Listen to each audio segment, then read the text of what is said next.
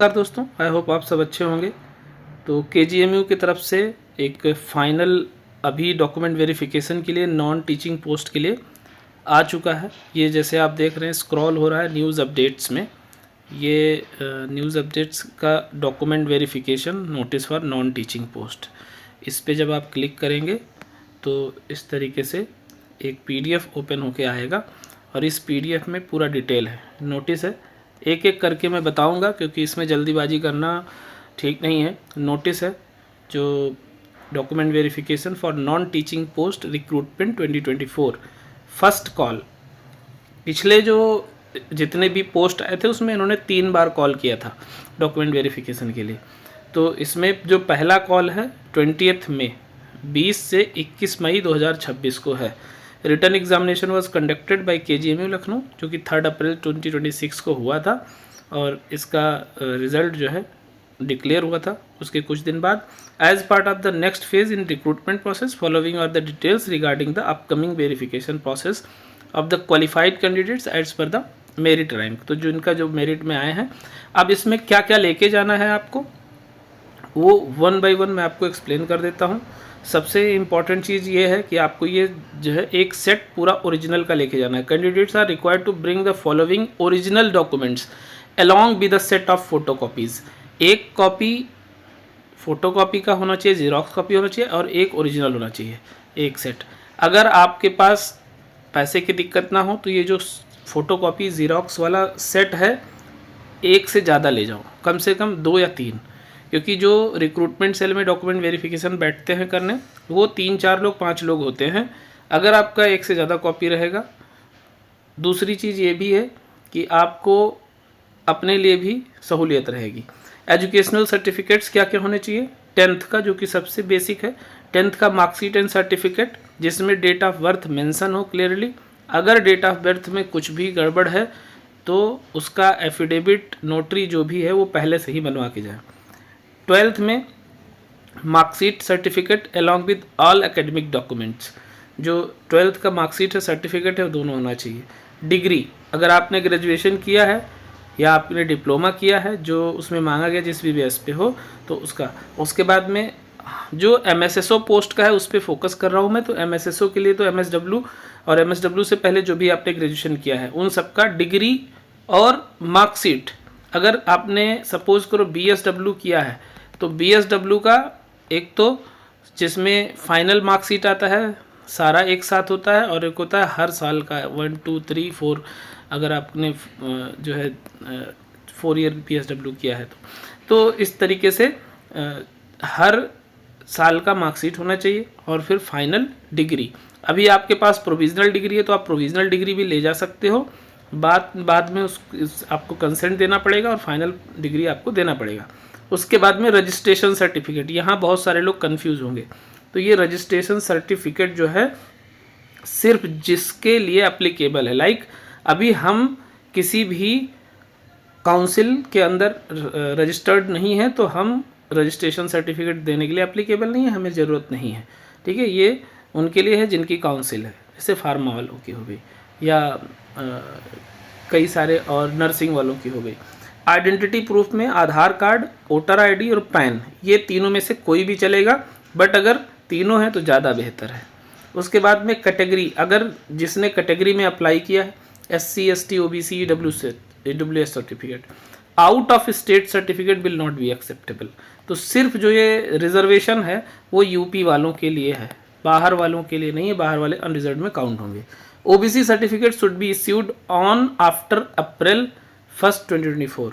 Disability certificate, जहाँ पे disability का था सीट वहाँ पे डिसेबिलिटी सर्टिफिकेट शो करना होगा।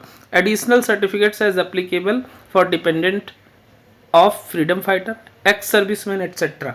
तो जो एक्स सर्विसमैन की एक सीट थी एमएसएसओ में उनको अपना एक्स सर्विसमैन का जो भी सर्टिफिकेट है वो लगाना पड़ेगा। For female candidates the valid caste certificate issued from the father's side will be considered valid. तो फादर की तरफ से जो सर्टिफिकेट होगा वो वैलिड होगा। और उसके बाद में एक्सपीरियंस सर्टिफिकेट, जहाँ जहाँ जिस पे एक्सपीरियंस मांगा गया है, जैसे एमएसएसओ में एक्सपीरियंस मांगा गया, ड्यूरेशन नहीं मेंशन है, तो आपने जितने दिन काम किया है उतने दिन का वर्क सर्टिफिकेट आप लगाना। और उसके बाद में नो ऑब्जेक्शन सर्टिफिकेट, ये सिर्फ और सिर्फ गवर्नमेंट एम्प्लॉय के लिए है। उसके बाद में photographs, 2 latest passport size photograph आप लेके जाना, और जिसमें बैकग्राउंड कोशिश करना कि वाइट हो, क्लियर बैकग्राउंड हो। एडिशनल डॉक्यूमेंट्स में एडमिट कार्ड, जो आपने एग्ज़ाम में जब आप प्रेजेंट हुए थे तो जो इन्विजिलेटर का साइन किया हुआ एडमिट कार्ड है वो लेके जाना। Score card of the examination held, तो जो आपका स्कोर कार्ड है वो वेबसाइट से अभी भी डाउनलोड हो जाएगा, डाउनलोड कर लेना। उसके बाद में affidavit for having required experience for the post as applicable, ठीक है, तो जिसमें एप्लीकेबल है उसके लिए, सबके लिए नहीं है। स्पेशल नोट आप देख लो, इसमें जो लिखा है वो क्लियरली मेंशन है, reservation is applicable only for reserve category candidates having domicile of Uttar Pradesh, तो उत्तर प्रदेश के रिजर्व कैटेगरी के लिए ही है reservation. And rules regarding reservation of Uttar Pradesh and state government shall be applicable, आप सेंट्रल गवर्नमेंट का रूल जाके नहीं दिखा सकते, आपको यूपी के ही जो रूल रेगुलेशन है रिजर्वेशन के वही फॉलो करने पड़ेंगे। Other state candidates under reserve category can be considered against unreserve, ठीक है, तो बाहर के जो कैटेगरी वाले भी हैं उनको यहाँ पे यूआर में ही काउंट होगा। इंपॉर्टेंट इंस्ट्रक्शन और क्या है, please ensure that all the documents are in order, तो ऑर्डर में कैसे लगाना है, 10th फिर 12th, उसके बाद में ग्रेजुएशन, फिर पोस्ट ग्रेजुएशन, फिर उसके बाद में अगर आपने कोई एडिशनल डिप्लोमा किया है या डिग्री किया है उसका लगाना है। उसके बाद में आपकी आइडेंटिटी हो जाएगी, जो भी आइडेंटिटी है, ये सारा कुछ एक ऑर्डर में, और उसके बाद एक्सपीरियंस सर्टिफिकेट, ठीक है। Any attempt of impersonation will be immediately identified and criminally prosecuted to the fullest extent of the law, किसी ने कुछ गलती किया है तो उसको भुगतना पड़ेगा। उसके बाद में वेन्यू क्या है, Kalam center, King George Medical University Lucknow. Document verification dates are given below, हर पोस्ट का अपना डॉक्यूमेंट वेरिफिकेशन का डेट दिया हुआ है, 11 बजे से 3 बजे तक होगा, रिपोर्टिंग टाइम 10:30 बजे होगा, उसके बाद मत जाना, कोशिश करना जल्दी पहुंच जाओ, 10 बजे पहुंच जाओ, ज़्यादा अच्छा रहेगा। और आप देख लो जो MSSO का है वो 21 तारीख को है, MSSO का 21 तारीख को है। टोटल 23 पोस्ट थे। जनरल कैटेगरी के लिए ओवरऑल रैंक के लिए 1 से 12 रैंक तक को बुलाया है, SC में 1 से 6 रैंक तक को बुलाया है, OBC में 1 से 13 रैंक तक को बुलाया है। सबसे ज़्यादा OBC की इसमें बल्ले बल्ले, क्योंकि इसमें 5-6 सीट 7 सीट OBC का जो है जनरल में काउंट हो जाएगा, जनरल में वो सीट ले जाएंगे, इसीलिए 1 से 13 रैंक तक का बुलाया गया है, और 1 से 4 रैंक तक बुलाया गया है। EWS में एक्स सर्विसमैन का 1 सीट था, 1 रैंक तक बुलाया गया है। तो ओवरऑल ये आपके लिए इन्फॉर्मेशन है।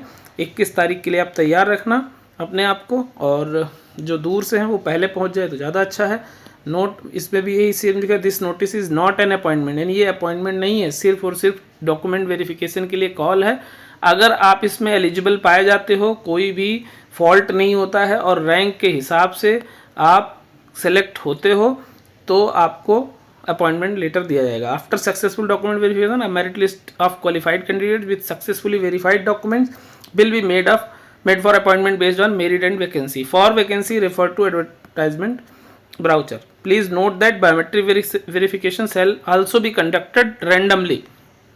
आपके सिलेक्शन हो जाने के यानी ज्वाइनिंग के बाद भी ये रैंडमली कर सकते हैं डॉक्यूमेंट वेरिफिकेशन, तो वहाँ पे फेल पाए जाओगे तो वहाँ भी आपके खिलाफ एक्शन लिया जाएगा। This is a call for document verification only. Any absence will be considered that candidate is not willing to join. अगर आप किसी भी वजह से प्रेजेंट नहीं होते हो तो आपको दूसरा चांस नहीं दिया जाएगा। No further chance will be given for the document verification.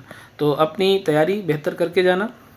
जितने लोग एलिजिबल हैं, अगर उनको कोई कन्फ्यूज़न है तो आप मुझे टेक्स्ट कर सकते हैं व्हाट्सएप पे या टेलीग्राम पे, और बाकी लगभग सारी इन्फॉर्मेशन इसमें दे ही दी है मैंने। नेक्स्ट जो CRE आने के चांस है मोस्ट प्रोबेबली इसी मंथ के सेकेंड हाफ, मतलब मान के चलो 20 से 25 तारीख के बीच आ सकता है, ऐसा उम्मीद है, ऐसा ऑब्जर्वेशन है। ठीक है, तो आप अपनी तैयारी करते रहिए। उसके बाद में कल्याण सिंह और RML और SGPGI लखनऊ, इन तीनों के एग्ज़ाम्स का जल्द से जल्द नोटिफिकेशन आ सकता है। एग्जैक्ट कहना मुश्किल है बट जल्द से जल्द आ सकता है। तो अपनी तैयारी कंटिन्यू रखिए।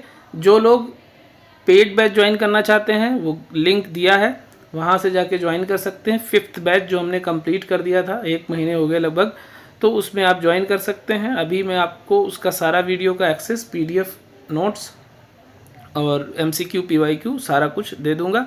नेक्स्ट बैच जैसे ही स्टार्ट करूंगा उसमें आपको इंक्लूड कर लूँगा। तो मिलते हैं फिर नेक्स्ट वीडियो में। Thank you. और बेस्ट ऑफ लक। जितने भी लोग सेलेक्ट हुए जो डॉक्यूमेंट वेरिफिकेशन के लिए जा रहे हैं, किसी को कोई कन्फ्यूज़न हो तो आप मैसेज कर सकते हो। Thank you.